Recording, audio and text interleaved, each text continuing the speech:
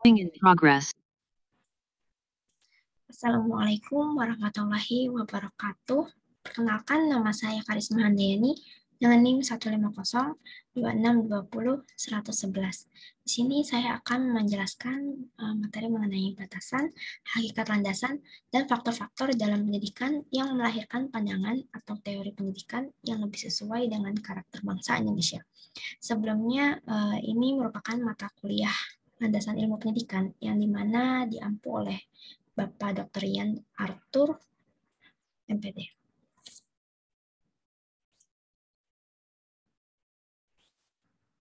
Latar belakang.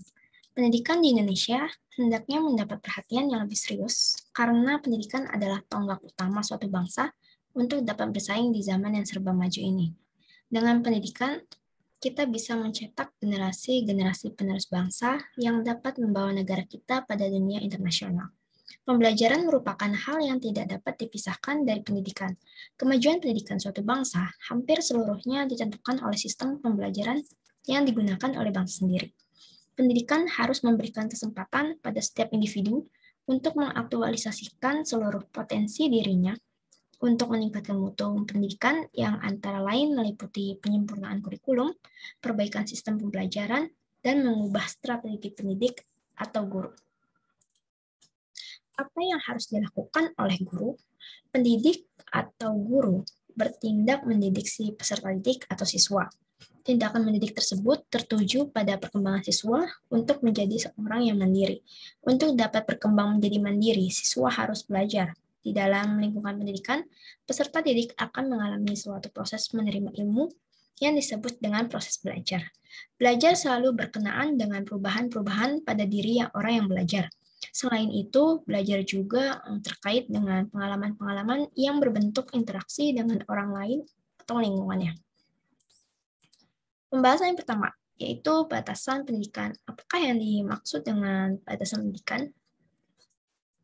Pendidikan sebagaimana objeknya, yaitu manusia, mengandung banyak aspek dan sifatnya sangat kompleks. Karena sifatnya yang kompleks, tidak ada batasan tunggal yang cukup untuk menjelaskan arti pendidikan secara memadai. Batasan pendidikan yang dikemukakan oleh para ahli berbeda-beda, begitu juga dengan isinya.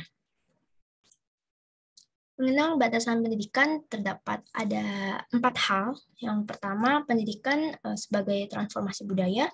Kedua, pendidikan sebagai proses pembentukan pribadi. Ketiga, pendidikan sebagai proses penyiapan warga negara. Dan keempat, pendidikan sebagai penyiapan tenaga kerja.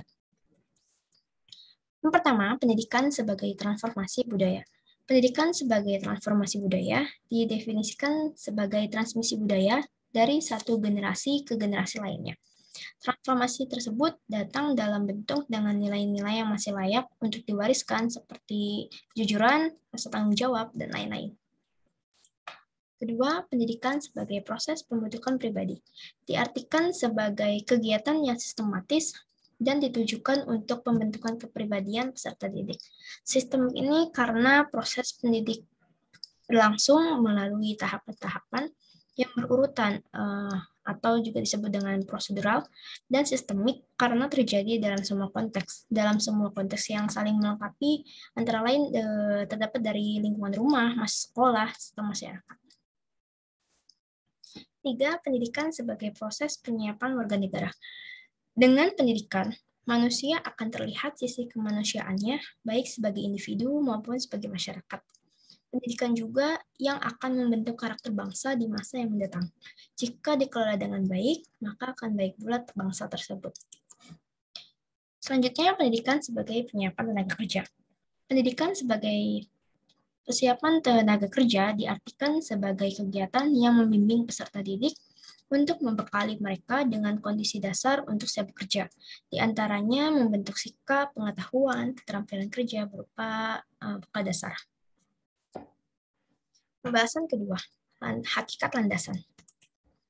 Hakikat landasan pendidikan di Indonesia terdiri dari landasan filosofis, sosiologis, kultural, psikologis, ilmiah, dan teknologis, yuridis, dan religius. Landasan pendidikan secara singkat dapat dikatakan sebagai tempat bertumpunya atau dasar dalam melakukan analisis kritis terhadap kaidah-kaidah dan kenyataan tentang kebijakan dan praktik pendidikan. Yang pertama, landasan filosofis. Landasan filosofis adalah filsafat atau pandangan hidup sesuatu bangsa yang berisi nilai-nilai moral atau etika dari bangsa-bangsa tersebut yang berdasarkan Pancasila dan Undang-Undang Dasar 1945. Yang kedua, landasan sosiologis merupakan suatu peraturan perundang-undangan yang dikatakan mempunyai landasan sosiologis apabila ketentuan-ketentuannya sesuai dengan keyakinan umum atau kesadaran hukum masyarakat. 3. Landasan kultural adalah pengembangan pendidikan Pancasila yang didasarkan oleh nilai-nilai yang diagungkan dan disepakati dalam kehidupan nasional.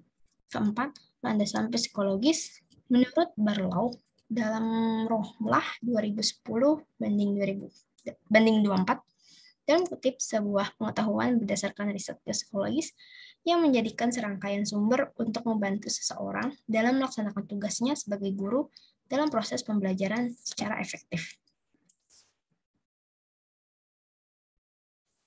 Kelima, landasan ilmiah dan teknologis. Mempunyai kaitan yang sangat erat. Hal tersebut karena bagian utama dalam pendidikan, terutama dalam bentuk pembelajaran. Oleh karena itu, pendidikan berperan sangat penting dalam pewarisan dan pengetahuan teknologi juga seni. Keenam, landasan yuridis adalah landasan hukum atau judicial guiding yang menjadi dasar kewenangan dalam pembuatan peraturan perundang-undangan. 7. Landasan religius adalah landasan yang paling mendasari dari landasan-landasan pendidikan, sebab landasan agama ini merupakan landasan yang diciptakan sesuai dengan keyakinan masing-masing. Sedangkan landasan yang sesuai untuk pendidikan yang ada di Indonesia adalah landasan yuridis. Tentang pendidikan Indonesia antara lain ada Undang-Undang Dasar Negara Republik Indonesia tahun 1945, Undang-Undang RI Nomor 20 Tahun 2003 tentang Sistem Pendidikan Nasional, serta berbagai peraturan pemerintah atau PP yang berkenaan dengan pendidikan yang menyertainya. Pembahasan ketiga yaitu faktor-faktor dalam pendidikan. Proses terwujudnya pendidikan dipengaruhi oleh banyak faktor, begitu pula dengan kesuksesan pendidikan itu sendiri. Menurut Hasbullah, 1986, setidaknya ada 5 faktor yang membentuk sekaligus mensukseskan pendidikan, yakni dipengaruhi faktor tujuan, faktor pendidik, faktor anak didik, faktor alat pendidikan, dan faktor lingkungan. Faktor-faktor dalam pendidikan, yang pertama ada faktor kondisi fisik, yaitu peserta didik yang memiliki fisik yang sehat akan memberikan pengaruh positif terhadap kegiatan belajar. Yang kedua, faktor psikologis, yaitu faktor yang mempengaruhi kecerdasan, minat, bakat, serta motivasi peserta didik dalam belajar.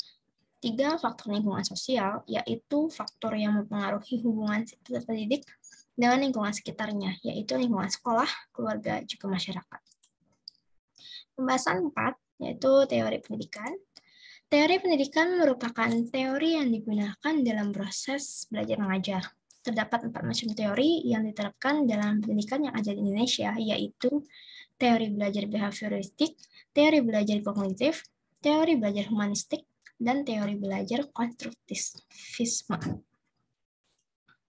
Pertama, teori behavioristik, yaitu teori yang berpandangan bahwa belajar adalah proses perubahan tingkah laku melalui stimulus respon.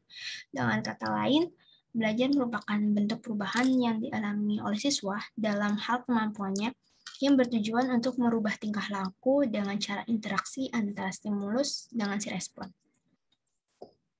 Kedua, teori kognitif.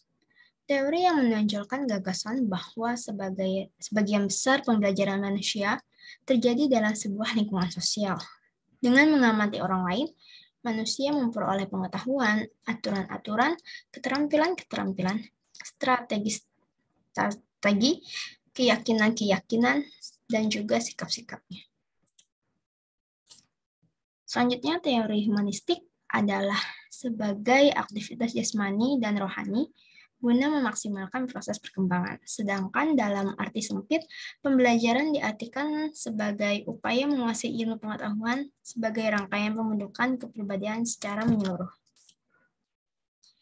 Yaitu yang terakhir ada teori konstruktivisme adalah suatu upaya untuk membangun tata susunan hidup yang berbudaya modern. Berdasarkan penjelasan tersebut di atas, bahwa konstruktivisme ini merupakan sebuah teori yang sifatnya membangun dari segi kemampuan, pemahaman dalam proses pembelajarannya. Ya, sekian terima kasih yang dapat saya sampaikan. Kurang lebihnya saya mohon maaf. Wassalamualaikum warahmatullahi wabarakatuh.